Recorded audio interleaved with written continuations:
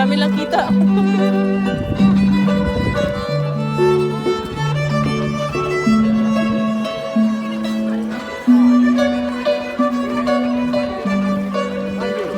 Magnus, 1 euro? 1 euro.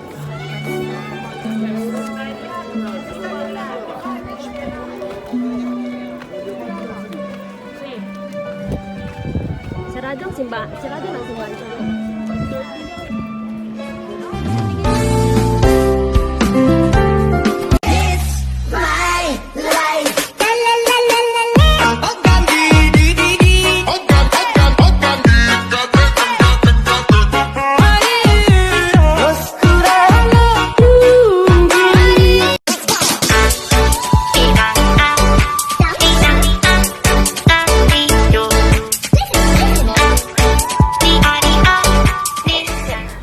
Chong's English mo na lang, kuya. 3,418 rooms. Ang Wow. rooms ng Royal Palace, it nearly doubles the Buckingham Palace of London. It was constructed in the year 1735. Pero since 1937, wala na pong nakatirang hari dyan. They have transferred to a place called Monte del Pardo, and there you can find the Palacio de la Zarzuela. Ito yung dinaanan natin kanina. Oo. Huwag kayo mag-alala, papasyal ko kayo. Napasyal tayo ni kuya. Naligaw ako eh. Huwag kayong First maliga. time ko kuya, baka maligaw ako sa nakagating kasi niya. Sige, ikaw. Ito yung tinatawag nilang Barrio del Palacio because malapit sa palasyo, malapit sa Royal Palace. We are practically at the center of the old city of Madrid. Talagang yung pinaka-old na. Tignan niyo yung mga kadaanan nila. They still made of cobblestone. And the city government want to preserve this kind of pavement para naman for historical purposes at saka for tourism purposes. Kasi since they lifted that restriction in the COVID-19, thousands and thousands of tourists are coming here in Madrid every day.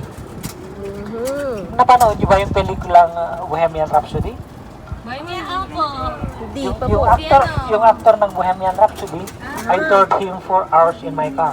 Wow, really? Yan na yung kumanda ng Mamma Mia. Mamma Mia. Si Rami Malek. Aha. Siya ang itinor ko siya ng 4 na oras. Pero hindi ko siya kilala No. dahil matagal na akong hindi nanood ng Hollywood movie. Aha. Pero nung first time namin mag-stop sa isang traffic light, naku po, Dinuhog? dinumog siya, pinipicturan. Ako pinipicturan. And here we have La Plaza de la Villa, and this is a place where we can find three buildings that were constructed in 3 different centuries. The first one is that one. And the second one is the Casa de Cisneros, and the other one is the old City Hall of Madrid. But I've discovered that this one was constructed in 1418. Wow. And the Philippines was discovered by Magellan in 1521. 21. That means that this building existed already before they have discovered the Republic of the Philippines, or the Islas Filipinas, as they call it, by a Portuguese named Ferdinand Magellan. Nice. This is the Calle Mayor, or the Street of Mayor, or the major street of the old city of Madrid. Ito po.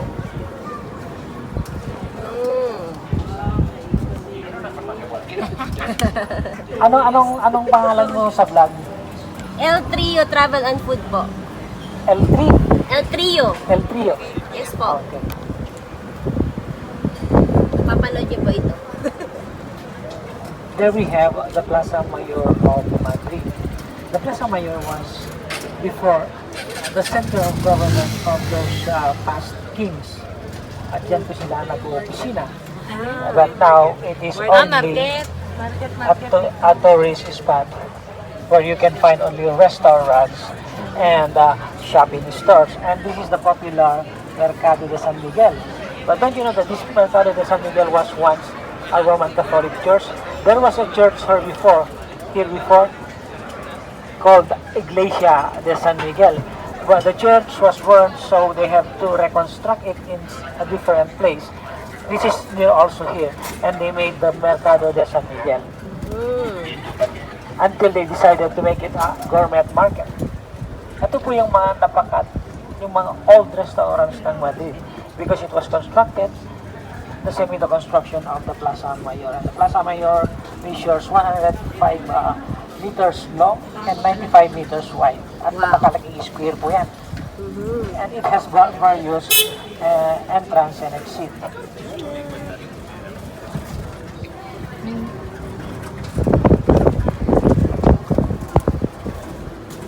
And here we have the oldest restaurant in the world. According to the Guinness Book of World Records, Yeah. Sobrinos de Butin is the oldest Sobrino, this is restaurant. the in oldest world. restaurant in the world. Ito, It Guinness. was established in 1725, and they are still using the traditional way of roasting the piglets. And of course, I tell you the truth, the chefs and the cooks inside that restaurant Are are Filipinos. Filipinos. Wow. So napakasikat tayong mga Pilipino sa restaurant. Yes po. Proud to be Filipino. Ang dami pong Yes, we turista. must be proud to be a Filipino. Yan ang ating sa ulo na tayo mga Pilipino, and we are proud. We are making the world Proud of us. No, we are making the world function. Exactly. Sa dami natin na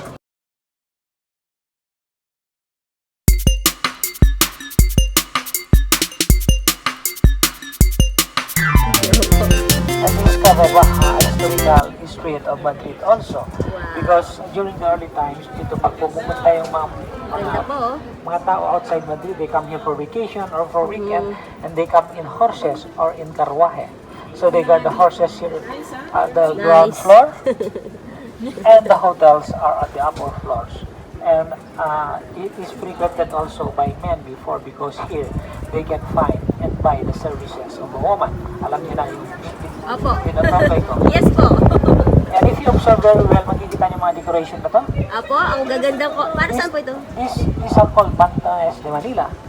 Ah, And this decoration was put to celebrate the Fiesta del Virgen de la Paloma Las Augas 15. Kaya nandiyan pa yan. I see. And here we can also find the, Fiesta. August 15. we can also find here one of the best restaurants here in Madrid. Really? This Casa Lucio Este, this one. And this restaurant was frequented also by the former King Juan Carlos I to come here disguised during the night to drink with his friends, and of course with his girlfriends, because the former king is fond of ladies. Ah, That's why that's he why. lost his crown and gave it to his only son because of the scandal that was made in Saudi Arabia Ah, I for the see. construction of a railway in Saudi Arabia, and it is believed that he was bribed so that they can immediately begin the construction of the railway in Saudi Arabia. Mhm. Kaya binigay niya yung trono niya sa kanyang anak Anak. dahil uneasy na po yung mga Espanyoles noon. And he went on self-exile to Abu Dhabi. Oh, that was the story. That was the story. But he keeps on coming and going back to Yes, Spain Spain. because he still have the he still received the support of the government. I mean, tinatamasa pa rin niya yung benepisyo Privileges. ng isang hari. Okay, this is La This is the Latina. Barrio de la Latina, wherein in this place is frequented by young people, especially the foreign students who come to study in Madrid. Ewan ko kung ano ang nandito, pero every weekend they come here to reunite. It is their meeting place. Wala naman po tayong makikitang disco pub dito para pwede silang mag-disco or anything that can entertain the young people. Pero they have to come here, sit down in the terrace, and talking each other the whole night until dawn. That's what they do here in La Barrio de la Latina. Latina. And we have here the popular Teatro de la Latina. It is still functioning very well, as you can see. Now we are in the street of Toledo, a major thoroughfare of the center of the old city of Madrid. Dito Look at the people. dumadaan ng napakaraming Oh, buses MG. at saka taxis. As There's you a can lot of see, people. if I tell you the truth, 80 or 90% of the people that you can see the street right now are tourists. Tourists, yes. They keep coming back here in Madrid. Ano yan, mga iba lang? Mga Turista. Turista po yan. Karamihan ng mga turista yan. They're not from here actually. Mga tagay-jay ba din? And here we have a very popular candy store, Caramelos Paco. You can buy a kilo of candy for Oh, 5 caramelos! Ay, kaya dyan. Babalik kami dyan, kuya. Babaya. Nasa Calero Toledo, ha? Yes. Calero Toledo, Caramelos Paco.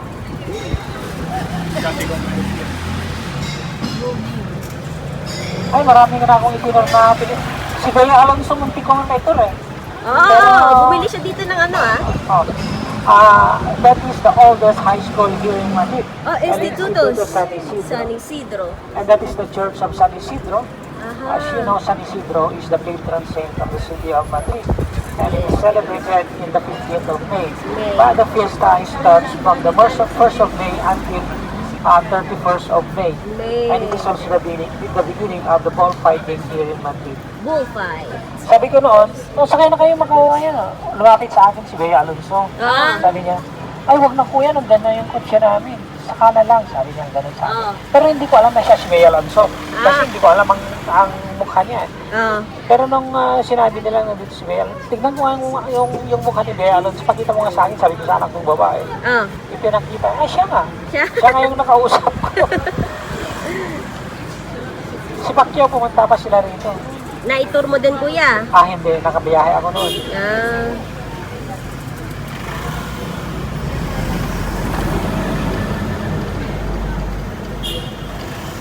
Yung si Rami Malek, ang hindi ko akalain na napakasikat niya. Sino po yun? Yung actor ng Bohemian Rhapsody. Ah. Si Rami Malik. Ah.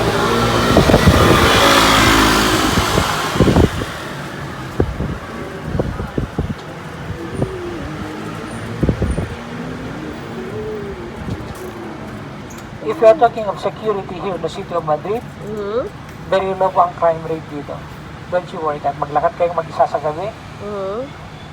ang ano lang, ang delegado, pag nakikita kayo ng gwapo, bubulbatin nyo. Lalong-lalo sa mga pulis, gugwapo ang mga pulis dito. Oo nga eh.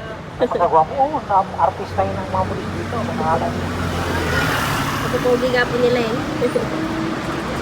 At baka makita niyo yung anak kong 17 years old, baka kitid na rin yun. Gwapo rin yun. Kamukha niyo po. Mas gwapo ka sa akin. Magkaka-lens na siya ng September. Ah. Oo nga oh. Ako pogi oh. Oh, di ba ang dami pogi? Mga bubero lang. Mga bubero. Sabi nila, turista. Magsawa kayo.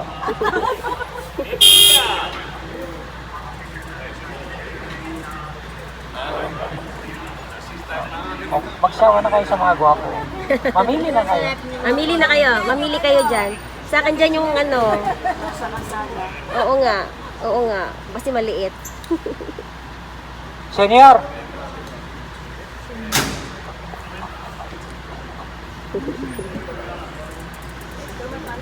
Kaya nga eh. Hasta luego. There you go. Gracias.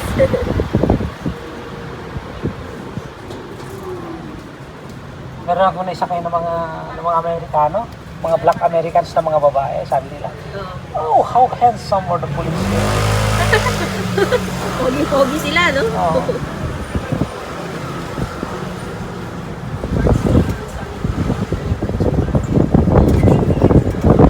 Hindi, maganda kasi tindig nila. Ay, yung anak ko 17 years old. Mm. Ngayon, nagka-girlfriend siya. No? Espanyol? Oo, Espanyol lang. Maganda yung girlfriend niya. Ngayon, ang alam ko yung mga nila. Na-inlove yung anak ko. Ah. Na-inlove yung anak ko. Humahagol-gol siya. Ayoko nang mag-aral, ayoko nang mabuhay, ganun siya. Na-inlove talaga? First love niya, ayan, pwede ko yung i-recommend sa inyo, Museum of Illusions. Mm. Paano maganda doon? Ano? museums. Ang daming museums dito, Jermaine. Mga libre lang siya, free entrance lang. Umiiyak yung anak ko. Ngayon, hindi na niya, ayaw na niyang babae, ayaw na niyang magipag-girlfriend. Ayun na. Ang dami nagkakakrush sa kanya, dami. Ang ginagawa niya, nag-gym, nagpapalaki ng katawan, Katawan. nagpapalaki ng katawan. Ah. Pero mabait yung anak ko, magka-college na siya. 17 years This old din. September. Oh. Right here. Ah, tingnan niyo, ang sexy niya, no? Sana all. Lalaki yun, lalaki yun. Ah, ang galing ah. Ewan ko, Pilipino pa nga yun. Sana all nakakapag-crop Oo. Alam niyo, itong place na to, Apo. parang langgam ang tao dito pag gabi. Ay, ang dami. Nag-iinuman, ang daming tao dito. Ngayon pa nga lang, kuya, oh. Alos, ang dami na. I hope you are enjoying the trip. Exactly, kuya. Ay, maraming salamat. Thank you so much. Oh, ito, may bisita tayo, oh. Malaki-laki. Ang lapad. Ang taba.